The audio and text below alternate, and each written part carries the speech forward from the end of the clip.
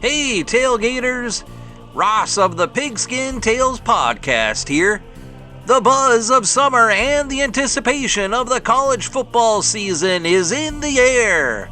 It's the perfect time to gear up with Home Field, a premium collegiate apparel brand based in Indianapolis. They have over 150 plus college designs to choose from, each one showcasing a unique part of your team's history. My personal experience with Home Field has been exceptional. Their apparel is comfortable and their vintage designs bring back fond memories of my alma mater.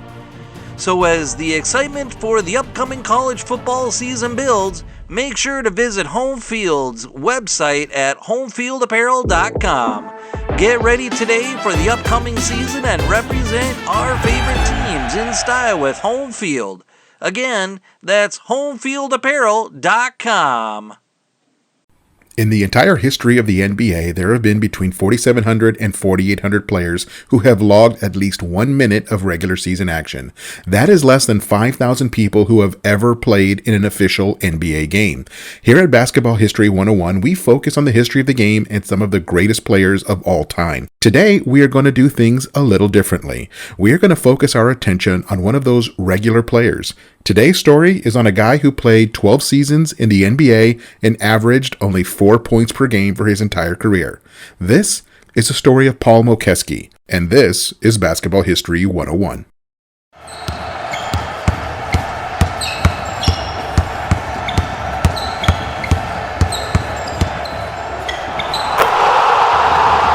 This is Basketball History 101 with Rick Loayza. Welcome back to award-winning Basketball History 101, part of the Sports History Network. I am your host, Rick Loayza, and this is the podcast where we bring to life some of the forgotten stories from basketball history. We are bringing old school basketball to a new school audience. And today we bring you the story of a player by the name of Paul Mokeski. Now, let me explain why I picked this player. First of all, I have wanted to do a story on an NBA journeyman for quite a while. It is all part of my natural curiosity. I researched the lives and careers of all of these great players, and one day it hit me that I wanted to do a story on one of those players who played a good number of years in the NBA, but retired virtually forgotten by the public. Of course, I want to be clear. Anyone who gets the privilege of playing in the NBA can count himself to be one of the greatest players ever when you consider the number of players who are striving to play in the NBA. On any given day, there are millions and millions of players all over the world, but only around 500 get to call themselves NBA players. Getting to play in the NBA is like winning the basketball lottery. Every single player who gets to put on an NBA uniform is a gifted player when compared to the rest of the basketball world.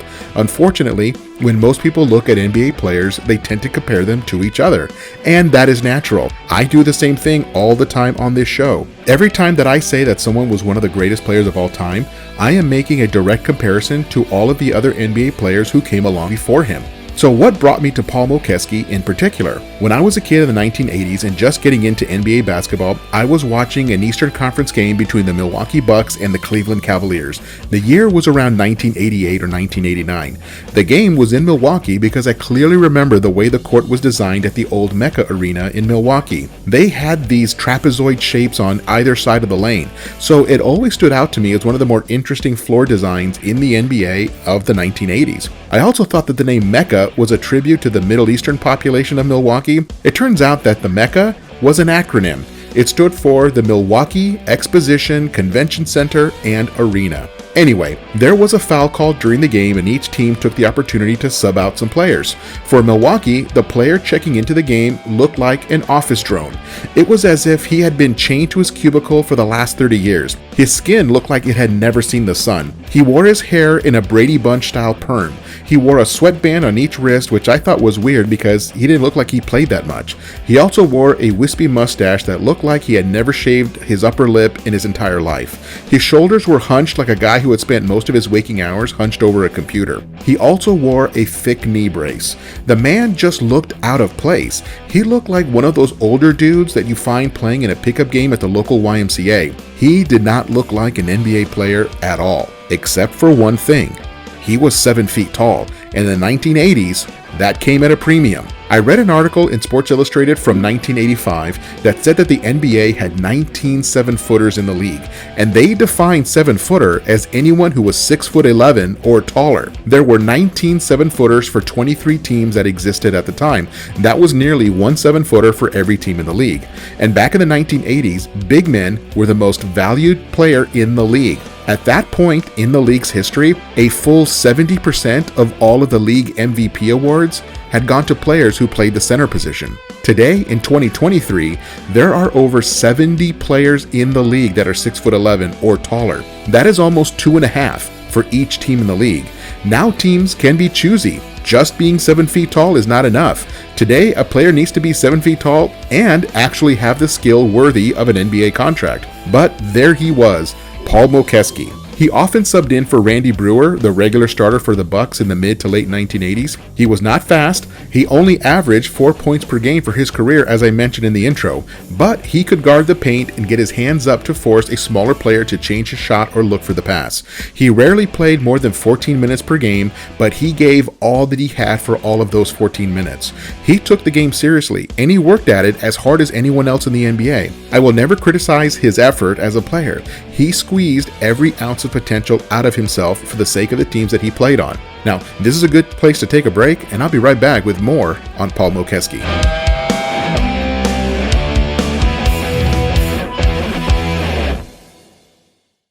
This podcast is part of the Sports History Network, your headquarters for the yesteryear of your favorite sport. You can learn more at sportshistorynetwork.com. At the Sports History Network, we're all about sports yesteryear, and so we're so pleased to introduce you to Row One, an online memorabilia gallery and shop that brings your sports history to life anywhere. The Row One gallery includes over 5,200 gorgeously reproduced prints of team posters, game program covers, game tickets, advertisements, and more in baseball, pro and college football, pro and college basketball, and more. And any gallery item may be printed in a variety of sizes on wood, metal, canvas, acrylic, or poster paper. And in Row One shop, check out the thousands more of unique items with the retro and historical designs dating back to 1876, including t-shirts, long sleeve shirts, phone cases, mugs, blankets, pillows, towels, and even shower curtains. Go to sportshistorynetwork.com, ROW1, for access to the full Row One catalog and for gallery prints and gift items, plus get a 15% discount off all prints on the Row One Pictorum Gallery with coupon code SHN15. Follow the link on the show notes. Hi, everybody. Dan and Andrew from Hello Old Sports here. We wanted to drop in and let you know about our latest episode. That's right. We interviewed the co-authors of Phyllis George, Shattering the Ceiling, a biography of groundbreaking broadcaster Phyllis George. And her life is really sort of a journey through 20th century America, from Miss America pageants to the Kentucky State House to the groundbreaking NFL Today show on CBS, even the Kentucky Colonels of the old ABA. We got into all sorts of stories about the Celtics under Red Auerbach, about the interview with Roger Staubach, about really all sorts of things, a fight between Brent Musburger and Jimmy the Greek. We really enjoyed talking with Lenny Shulman and Paul Volpone, who teamed up to write this book. The book is on sale right now, wherever books are sold. Within reason. Garage sales, probably not. So go ahead and pick up a copy today. And if you want a chance to win the book, you can go to sportshistorynetwork.com/giveaways and register for a chance to win. Goodbye, old sports. Welcome back to the show, and let us continue with the story of Paul Mokeski. He was born in Spokane, Washington on January 3rd, 1957, but he went to high school in Los Angeles, where he played for Crespi Carmelite High School. He played incredibly well, and being a 7-footer was a huge asset back in the mid-1970s. That earned him a scholarship to the University of Kansas. While not a top college All-American or anything, he played well enough at the University of Kansas that after 4 years, he was taken in the second round of the draft. With the 42nd overall pick, he was selected by the Houston Rockets in 1979. By the way, he was in the same rookie class as players like Magic Johnson, Bill Cartwright, Sidney Moncrief, and Vinnie Johnson. And I will give Mokeski a lot of credit. Of all of the players drafted in the second round that year, he played the longest. He played 12 seasons. Nobody else from that second round played longer than 8 years. In fact, with a 12-year career, he outlasted all but 5 players from the entire rookie class, and I consider that a significant accomplishment. In his entire career, he only started 38 games. That is barely over 3 starts per season. His high came in 1983 when he started 19 games that year due to injuries to other players. As for scoring, he had his highest scoring night on March 28, 1985. The Bucks were in New York to play the Knicks. Mokeski got the start over Randy Brewer that night. He played 29 minutes and scored 21 points, his personal career high in that category. He also contributed 7 rebounds and 2 assists that night. He helped the Bucks secure a 121-116 victory over the Knicks. For his entire 12-year career, he scored 2,764 points. Now, consider the following: Michael Jordan, Wilt Chamberlain, Kobe Bryant, Bob McAdoo, Kareem Abdul-Jabbar, James Harden, and Rick Barry have all scored more points than that in one season. So compared to the greats of the league, Mokeski had a very mediocre career. But let us remember that hardly anyone ever gets to play in the NBA compared to the number of players who want to play in the NBA. And he did it for 12 seasons. That means that for 12 years in a row, he was one of the 350 best players in the world, because that is how many roster spots there were in the NBA back then. And that is special. The average career of an NBA player is only 4 seasons. That's right, 4 seasons. He played for 3 times as long as the average. In all, he played for the Houston Rockets, the Golden State Warriors, Cleveland Cavaliers, Detroit Pistons, and the Milwaukee Bucks. But in 1991, his contract was up and he was a free agent. At that point in his career, nobody in the NBA wanted him anymore. He decided to play for the Quad City Thunder, a team from the old Continental Basketball Association, or CBA. The CBA was like the G League before the existence of the G League. So after a year in the CBA, he knew that his time as a player was over. And after his playing days, he went almost immediately into coaching. He started coaching in the CBA for the Hartford Hellcats. By 2003, he was an assistant in the NBA, first for the Dallas Mavericks and then for the Charlotte Bobcats.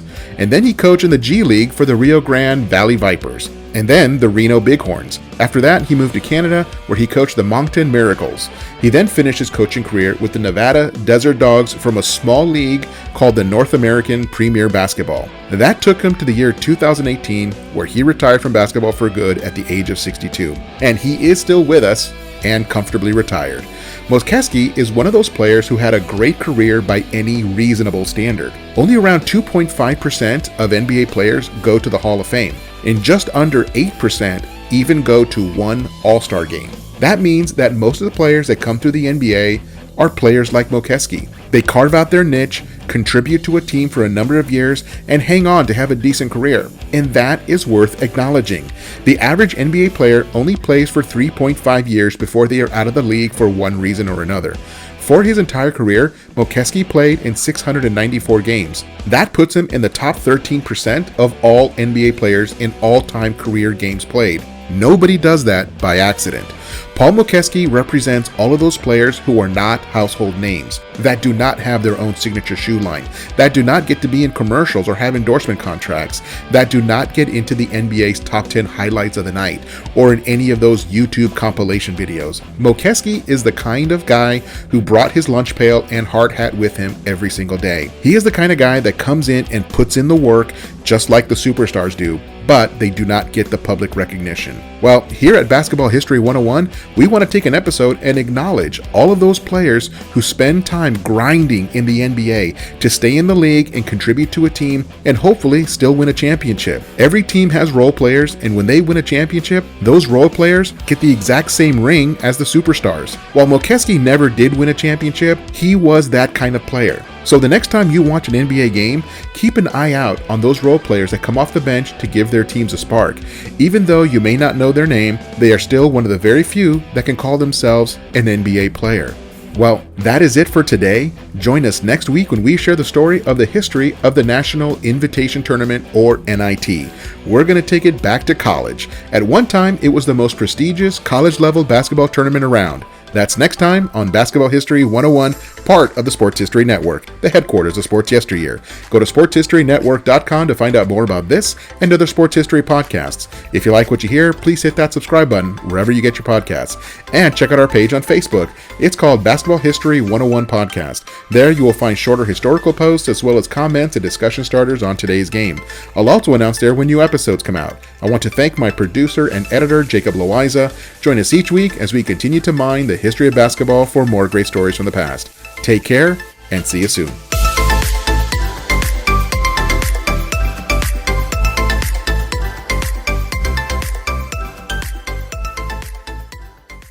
Hey there, sports history fan.